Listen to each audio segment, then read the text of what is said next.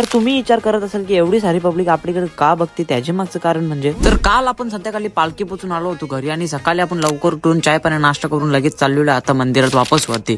पहिला आपण केले पायथा दर्शन आणि त्यानंतर आपली झालेली आहे आता पायऱ्या चढायला सुरुवात आणि नंतर आपण 15-20 मिनिटांनी लगेच पोहोचलो वरती आणि वरचा नजारा पाहून तर आज मज्जा येत होती.